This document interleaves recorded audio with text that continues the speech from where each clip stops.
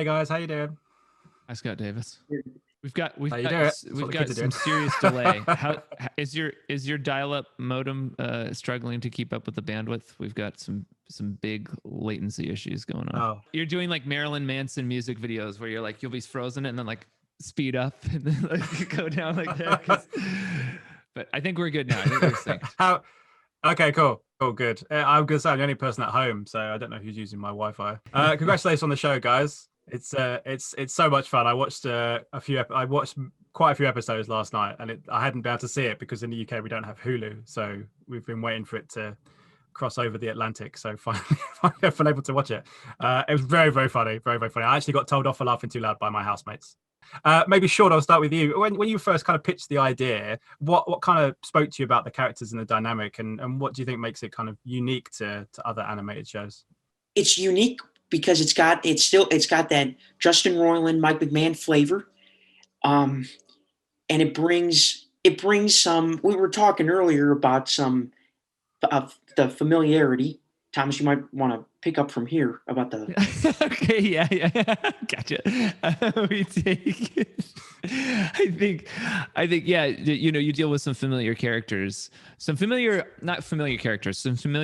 archetypes, right? Like you have a family dynamic. These guys technically aren't family, they're like alien coworkers that don't have kids, but they've got replicants, But the details shift, but it lets it be initially pretty approachable by the audience. I think you got to have something. If you're going to have a very absurdist, sort of high energy, frenetic kind of sci-fi show, you're going to want to have some kind of something for the audience to latch onto that just feels familiar and grounded in a way.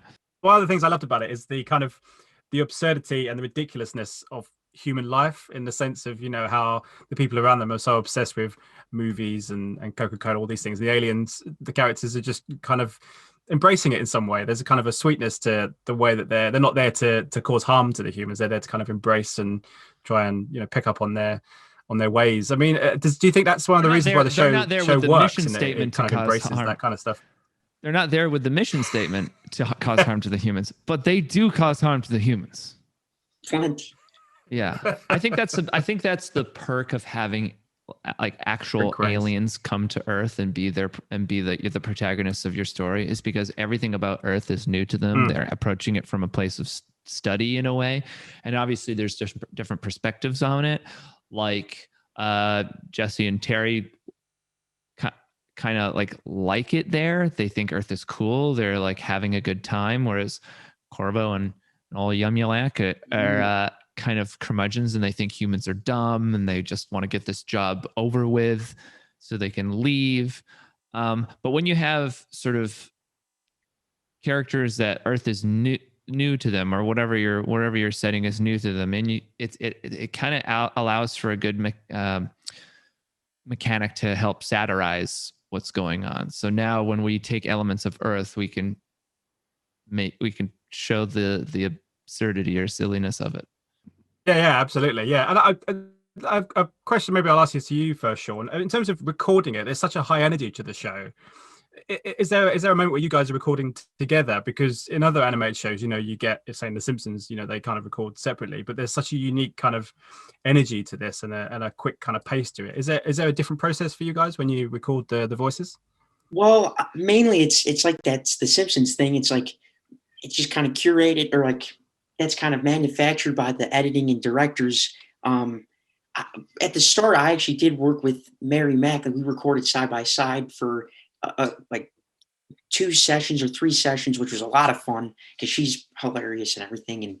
And that relationship's pretty key to build up, is the Jesse Yumyulack. But yeah, for the most part, we've only recorded together, me and Thomas, like in fake promotional, not fake, but just promotional table read kind of things. So yeah, mainly they kind of just remind you to like pick up the energy, kind of go faster.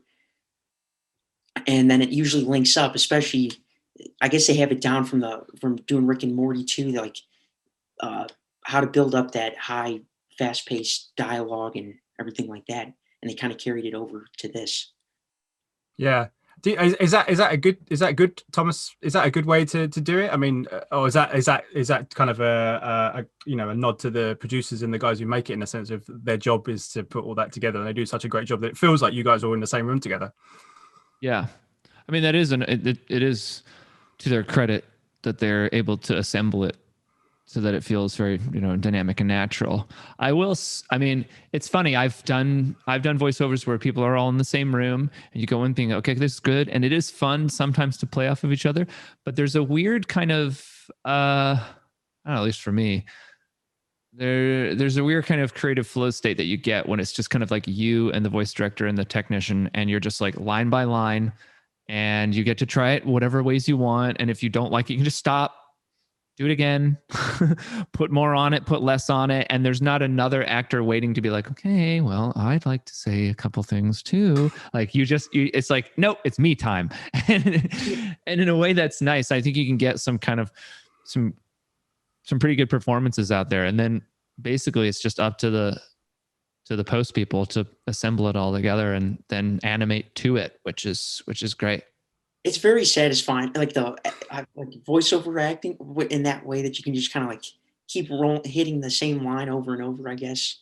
I think, was it kind of Robin Williams who started that, wasn't it, with his genie, in the sense of just let someone go and see where it goes, and we'll just animate over the top of it. Yeah, definitely. Obviously, it's a very American show, but it in terms of where it's set and everything else. But it is one of those shows that, because it deals with humanity and stuff, we all have our eccentricities. In the UK, we have our eccentricities everywhere else. Are you nervous about the show being shown over here, or are you excited to see what UK audiences think of it? Thomas, maybe I'll start with you.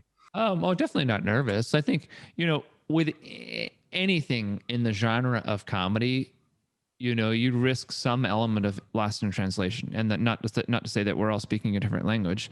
We're speaking American over here. Y'all are speaking something else. But outside of that, even though I'm Canadian and have British parents, so I understand you. Okay, Scott, I can hear what you're saying. But there's also just like cultural differences. Even going from America to Canada, there will be some element that's lost in translation, albeit probably very small. So I'm curious to see what sticks, what doesn't, or if things that didn't even stick here sticks in a different way in another country. But comedy is very subjective to the world in which you live around, and then we're all living in kind of different worlds depending on where we live. But I think it'll do well. I think the Brits, you guys, you love absurdity. You've pretty much invented it. So the show is that.